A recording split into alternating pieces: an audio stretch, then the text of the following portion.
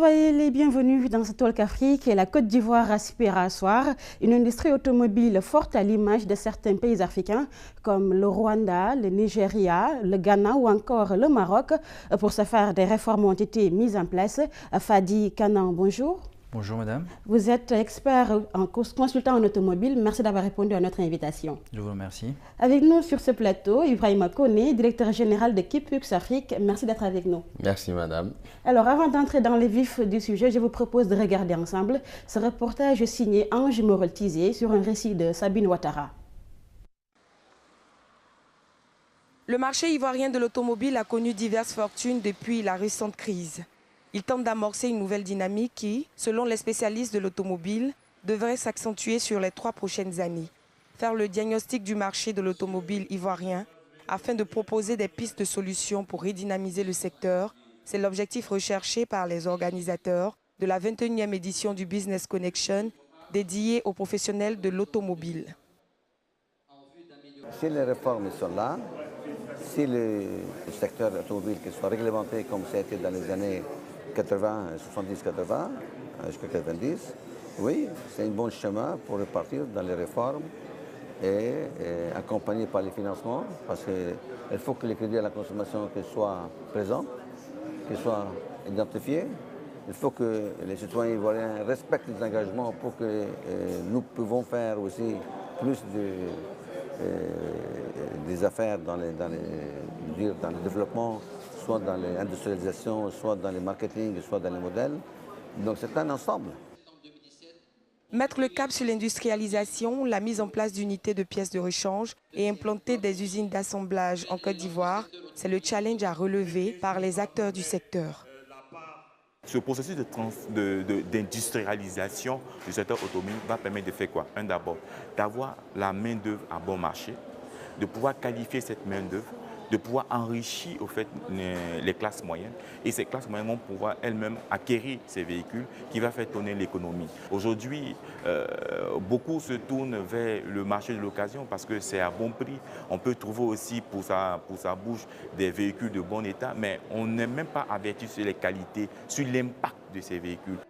Il convient de rappeler que les travaux de construction de la première usine d'assemblage de voitures ont été lancés le 3 août dernier à Abidjan par le Premier ministre ivoirien. La première production est prévue pour début 2019 avec un objectif de 500 véhicules par an destinés initialement à fournir le marché local. Alors messieurs, nous venons de voir ce reportage signé Ange Morel-Tizier. Je commence par vous, monsieur Koné. Comment se porte le marché de l'automobile en Côte d'Ivoire? Le marché de l'automobile, je dirais, se porte bien, mais il stagne aujourd'hui pour ce qui concerne les véhicules neufs, autour de 10 000 immatriculations sur les 3 dernières années. Par contre, les immatriculations liées donc aux véhicules d'occasion sur les 10 dernières années ont connu une progression assez importante. Pour 2017, je pense que le nombre d'immatriculations se situe autour de 70 000 véhicules. Fadi Kanan, comment se porte le marché de l'automobile en Côte d'Ivoire? Il se porte bien, mais je crois qu'il peut se porter beaucoup mieux que ça. Quand on regarde le poids des opérateurs économiques sur la place, les groupes tels que CFAO, Yéchi Group, Tract Afrique, Socida qui sont présents avec des installations, avec le professionnalisme, avec le nombre d'employés, je pense qu'il peut se porter beaucoup mieux que ça. Alors aujourd'hui nous parlons des réformes qui ont été mises en place, notamment ce qui concerne le permis de conduire. Parlez-nous de ces réformes, M. Koné. Au-delà du permis de conduire, c'est un ensemble de textes. Tout à l'heure, dans le reportage, Monsieur le Président du JIPAM parlait de réglementation du secteur. Donc, il s'est agi dans un premier temps de revoir le cadre institutionnel qui gère un peu tout ce qui concerne le transport routier en Côte d'Ivoire. Il y a eu une loi importante qui est la loi d'orientation du transport intérieur qui a été prise. Et donc, lié à cette loi, il y a un certain nombre de décrets, notamment le décret portant sur le code de la route, tout ce qui concerne la circulation. C'est donc dans ce contexte-là qu'un certain nombre d'actions ont été prévues pour le permis de conduire, notamment, mais également pour tout ce qui concerne les mutations, le registre des véhicules, les transporteurs, la professionnalisation des transporteurs. Donc c'est un vaste programme qui tend à donc structurer et réglementer le secteur pour que effectivement chaque acteur puisse fonctionner dans un cadre bien précis.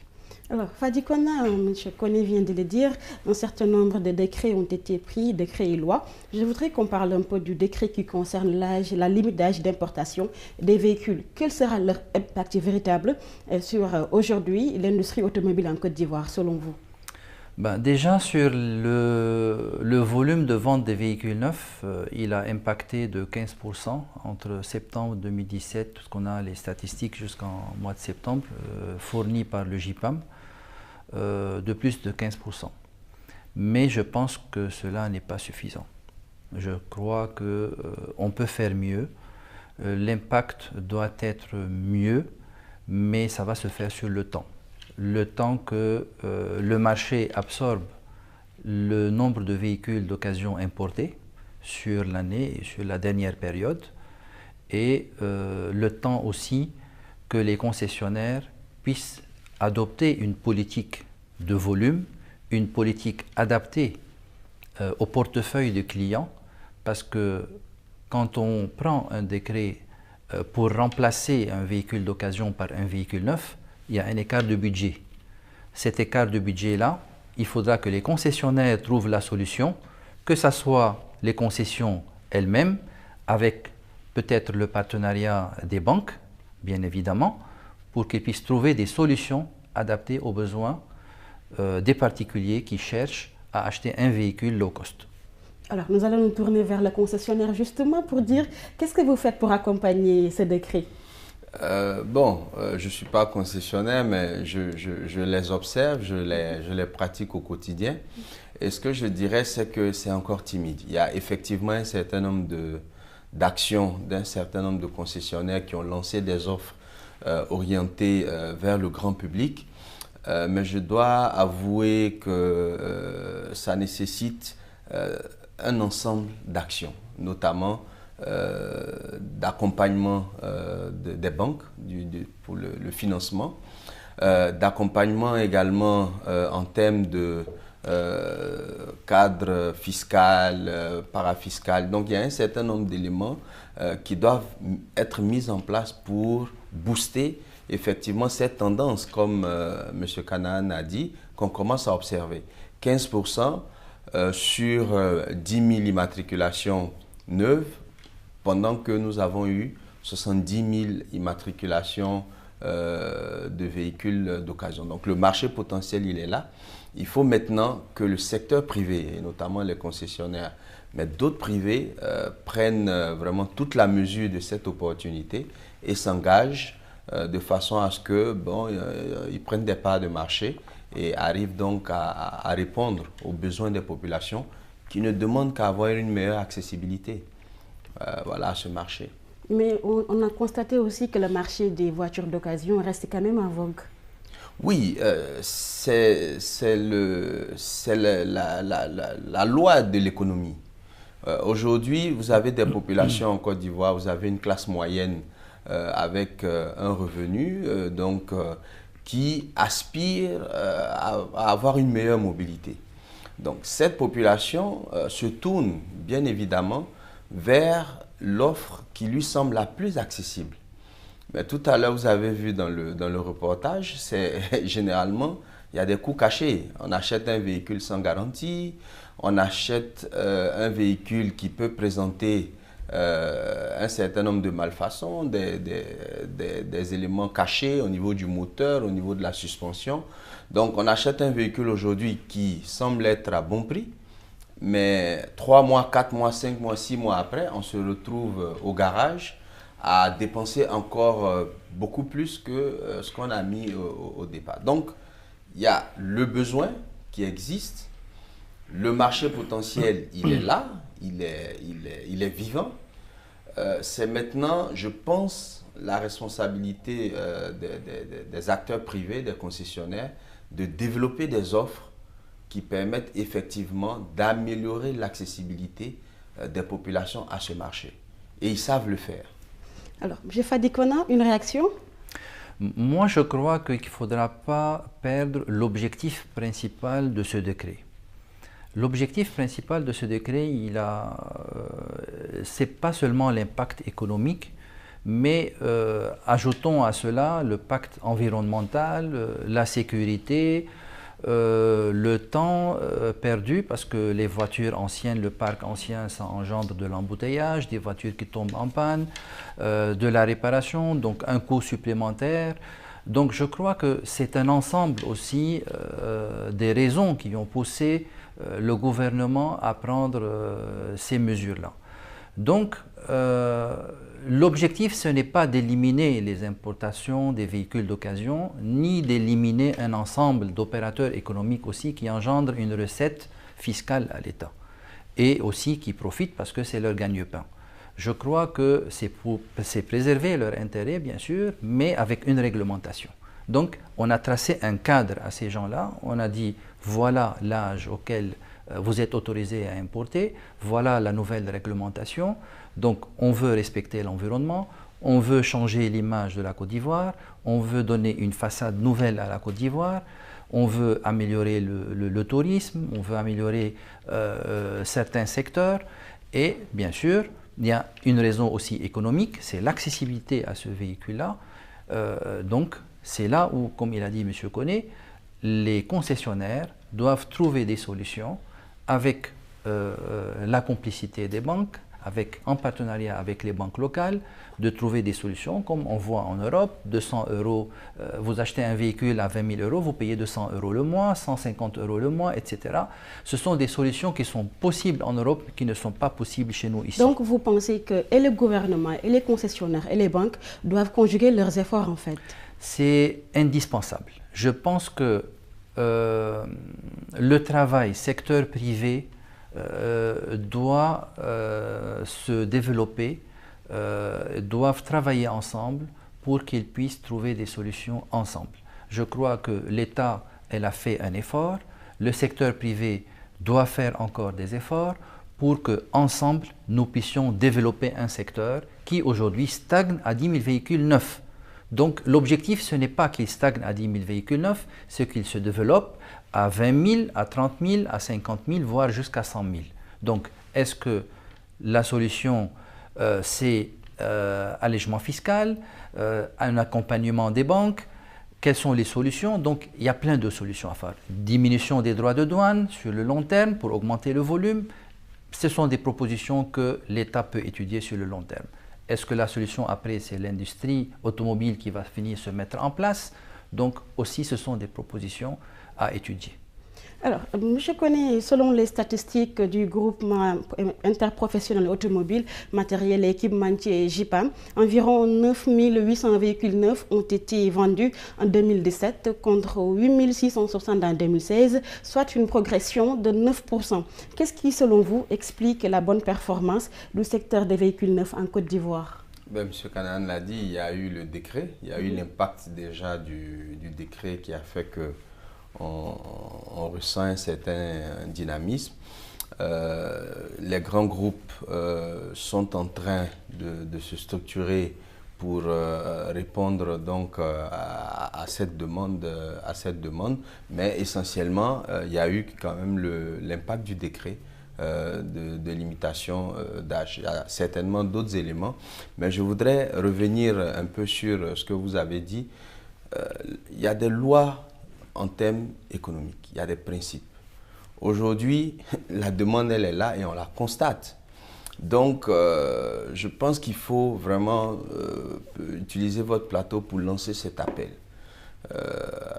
aux importateurs, aux concessionnaires, à l'ensemble des acteurs de la chaîne de valeur, de trouver le cadre de concertation pour effectivement mettre en place des mécanismes qui vont permettre, en bout de ligne, aux populations d'avoir une accessibilité mais vraiment facilitée à des véhicules neufs. Ils sont demandeurs. Et je sais qu'aujourd'hui, si on arrive effectivement à positionner une offre sur des véhicules adaptés, avec un certain nombre d'options, même basiques, hein, même des options basiques, je sais que les populations reprendront présentes et seront donc au rendez-vous de cette modernisation.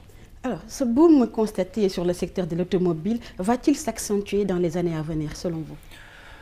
Oui, je crois que la concurrence, elle est forte entre les concessionnaires, il faudra le reconnaître, mais aussi je crois que certains fabricants automobiles ont délocalisé leurs fabriques dans des pays aussi low cost où la main-d'œuvre et les pièces coûtent moins cher, comme l'Afrique du Sud, comme l'Indonésie, comme la Chine, etc., où avant, c'était dans leurs pays respectifs. Par exemple, Suzuki, aujourd'hui, elle n'est plus fabriquée au Japon, elle est fabriquée en Inde et je pense un autre pays asiatique également, pour pouvoir baisser les prix et répondre aux besoins du marché. Donc la concurrence, elle est forte de plus en plus, d'autant plus que l'exigence aussi du client, elle est aussi forte. Donc il faudra aussi reconnaître que le véhicule reste un outil de travail, ce n'est pas un produit de luxe. On a besoin d'avoir cette accessibilité.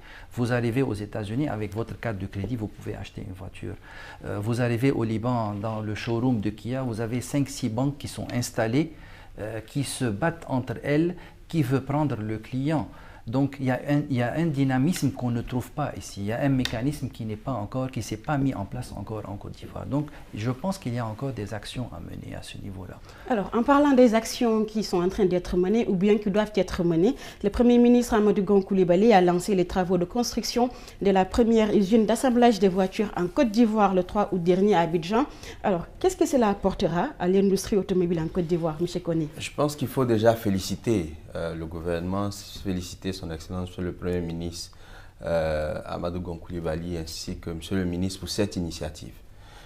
Il donne le ton déjà avec des décisions importantes liées au cadre institutionnel, des décisions courageuses telles que celle de la limitation de l'âge des véhicules et l'exemple avec notamment un partenariat entre la société de transport abidjanaise, donc la société de transport public, et un privé pour effectivement la mise en place d'une industrie de montage. Donc c'est un exemple qui est donné et en même temps c'est un appel de pied à l'ensemble des acteurs. Et j'insiste, le moteur du développement, c'est le secteur privé. L'État fait sa part en mettant en place le cadre, en mettant un certain nombre d'avantages à disposition de ces acteurs, mais c'est d'abord le secteur privé qui doit pouvoir s'approprier toutes ces initiatives et se lancer. Et aujourd'hui, je pense que la Côte d'Ivoire présente tous les éléments d'attractivité avec des zones industrielles qui se mettent en place, avec un certain nombre d'investissements importants sur l'infrastructure routière, etc., pour que effectivement des acteurs se lancent dans l'industrialisation et commencent à faire du montage de véhicules ici localement. Alors, les premières voitures Made in Côte d'Ivoire sont attendues début janvier 2019. Êtes-vous optimiste? Ben, tout à fait, d'autant plus que la Côte d'Ivoire dans le passé a eu une industrie de montage. Il y a eu déjà des modèles ici avec notamment la marque Renault, etc., qui étaient installés ici et qui faisaient du montage. Donc, je suis totalement optimiste, mais je pense qu'on peut aller beaucoup plus au-delà compte tenu du potentiel qui existe et avoir d'autres marques, d'autres fabriques ici en Côte d'Ivoire. Alors, Fadi Kanan, je le disais à l'entame de mes propos, des pays comme le Ghana, le Nigeria ou encore le Rwanda ont tous des usines d'assemblage. En Côte d'Ivoire, on attend les premières voitures en 2019. N'est-ce pas là un petit retard? Non, je pense qu'on est dans le temps parce que c'était prévu sur le premier trimestre de 2019.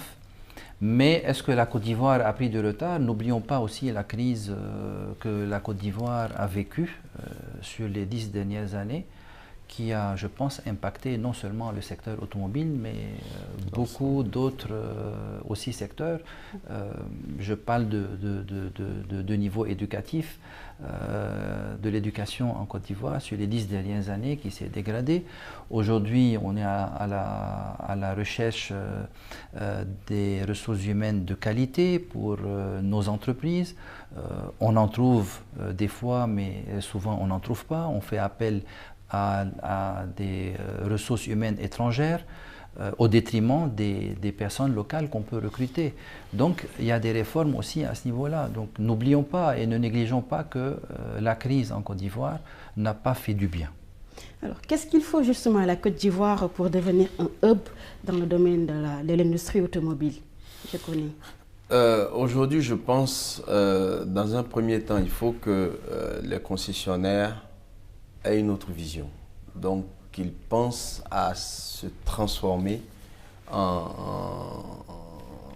fabricant, en assembleur. Parce qu'aujourd'hui, ils sont multimarques. Et comme M. Canaan l'a dit, on a la chance en Côte d'Ivoire d'avoir les leaders mondiaux.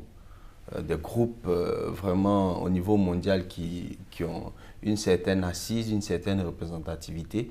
Il faut simplement que cette décision soit prise de passer de simples concessionnaires, donc de représentation de marques, etc., à ce volet industriel, mettre en place toute la filière de façon à ce que on puisse donc répondre à ces attentes. Moi, je pense qu'il y a d'abord cette prise de conscience au niveau de ces grands groupes qui ont les moyens, à mon avis, de pouvoir le faire, qui ont toute la légitimité pour convaincre de grands constructeurs mondiaux comme Toyota, comme Kia, comme Renault, Peugeot, etc., à monter des unités d'assemblage ici en Côte d'Ivoire. Alors, en général, quelles sont les difficultés que le secteur de l'automobile ivoirien rencontre en général et que préconisez-vous?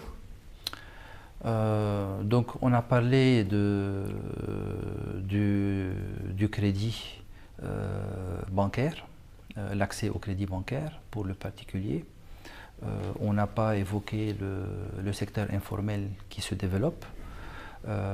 Donc, il faudra aussi à ce niveau-là faire des efforts pour stopper les importations des véhicules neufs par des importateurs de véhicules d'occasion qui font la concurrence aussi aux concessionnaires. Donc je pense qu'à ce niveau-là aussi, il faudra trouver le moyen de recadrer les choses. C'est un des problèmes aussi. Je crois aussi au niveau de l'industrialisation, puisque je reviens au sujet de M. Koné, parce qu'il a lancé un appel. Je pense que chacun doit faire un effort, que ce soit du côté du gouvernement, que ce soit du côté du secteur privé. Le dernier académie du secteur industriel, Jean-Marie Aka, le président du patronat, il a analysé au cours de cette académie les problèmes liés au secteur industriel et non pas liés seulement, pas spécifiquement au secteur automobile, mais à l'industrie en général, notamment le coût de l'énergie qui est élevé, le coût de l'eau, l'accessibilité à la zone industrielle, les ressources humaines qu'on n'en trouve pas. Donc il y a des réformes aussi à faire, encore à engager. Donc je pense que c'est un ensemble de choses qu'il faudra le faire, mais il faudra le faire de façon parallèle. Donc il ne faudra pas attendre que tout soit parfait pour que nous puissions mener des actions. Donc il faudra se préparer déjà, il faudra que les concessionnaires puissent engager aussi des négociations avec les fabricants pour les marques qui représentent en Côte d'Ivoire. De l'autre côté, je pense que le gouvernement, il a montré sa bonne volonté et sa bonne foi, qu'il est engagé aussi dans les réformes d'ici 2020 pour améliorer non seulement le secteur automobile, mais beaucoup tous les secteurs. Et je crois que c'est ensemble qu'il faudra mener les actions. Monsieur Koné, les difficultés, ce sont les mêmes ou bien? Ben, que préconisez-vous? C'est exactement cela, mais je pense qu'avec M. Fadi, moi, je serais plus pour permettre qu'il y ait une compétition saine. Nous avons également besoin d'importateurs forts, mais d'importateurs structurés et qui peuvent apporter une offre de qualité aux populations. Il ne faut pas avoir peur de la compétition. Aujourd'hui, je pense que les concessionnaires ou les entreprises qui les représentent peuvent effectivement, de façon sereine, se positionner sur des segments. Ils sont déjà sur des segments porteurs, aller vers d'autres segments en comprenant ce que représente pour eux l'opportunité de l'industrialisation. L'importateur n'est pas aujourd'hui outillé, n'est pas structuré pour effectivement faire ce changement. Mais par contre, celui qui représente, qui est multimarque, etc., avec déjà un certain nombre de garanties des banques, de crédibilité, même au niveau des autorités du pays, peut effectivement faire ce changement. Les importateurs, ce dont on a besoin aujourd'hui, on a besoin de les structurer, de les faire sortir de l'informel, de les mettre dans un cadre formel et d'appliquer les mêmes conditions, la même pression que les concessionnaires ont aujourd'hui en termes de taxes, de fiscales, etc., d'appliquer les mêmes éléments. Je vous laisse à l'occasion de donner votre mot de la fin, parce que nous sommes presque à terme de cette émission. Au niveau des importateurs. Donc, je conclurai simplement en disant que le gouvernement a fait sa part, continue de faire sa part. La demande existe. Aujourd'hui, il s'agit de créer une dynamique d'ensemble de façon à ce que l'ensemble des acteurs de la chaîne de valeur mettent en place ce cadre-là qui va permettre effectivement d'améliorer l'accessibilité des populations. Monsieur Fadi, votre mot de la fin? Moi, je pense que j'ai un message aux concessionnaires et à tous les acteurs du secteur automobile. Tout simplement, je vais leur dire, profitez aujourd'hui que nous avons un gouvernement et surtout un ministre de Transport qui est à l'écoute, qui est dynamique, qui est sur le terrain, qui mène plein d'actions et qui est prêt vraiment à aller très loin pour développer ce secteur-là. Je crois que c'est une grande opportunité aujourd'hui que les concessionnaires ont et tous les acteurs de l'automobile ont. Je leur demande tout simplement de profiter de cette occasion-là pour passer du niveau à un autre niveau du développement automobile et surtout de ne pas attendre que tout soit parfait pour qu'ils puissent engager les projets de l'industrialisation. Je pense que celui qui attend la femme parfaite ne se marie jamais. Merci beaucoup, M. Fadi Kadan. Je rappelle que vous êtes expert et consultant en automobile. Merci également à vous, M. Ibrahim Koné, DG de Cupux Afrique. Merci à vous, chers téléspectateurs qui nous regardiez. Et c'est la fin de ce talk consacré aujourd'hui aux réformes sur le marché de l'automobile ivoirien. Et très bonne suite des programmes sur Média TV Afrique.